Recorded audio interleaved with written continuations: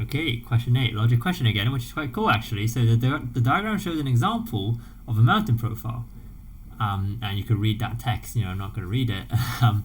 The main thing is the mountain profile of order n consists of n upstrokes and n downstrokes, which makes sense, right? And it never goes below sea level. Okay, that's important. And we have u as an upstroke and d for downstroke. Okay, so I have a code here, like u, d, u, blah, blah.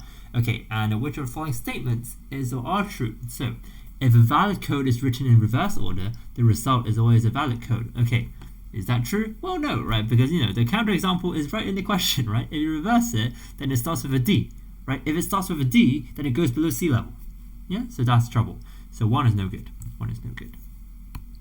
Okay, if each U in a valid code is replaced by D and each D by U, okay, same thing, right? Same logic, right? The counterexample is well in the question. I'm not sure why they gave us that counterexample there, so 2 is also not right.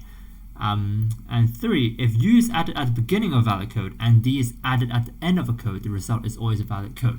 Now that's very true, right? Because essentially you're just shifting the original code up. Like you could think of it as like moving the sea level down by 1. You could think of it like that, right? And it's always fine, right? Because if the original is not below the sea level, if I move the sea level down a bit, well, the whole graph will still be above the sea level, so that's fine. Yeah, so 3 is correct. Good, so if only 3 is correct, then the answer is D. Quite a cool question, actually.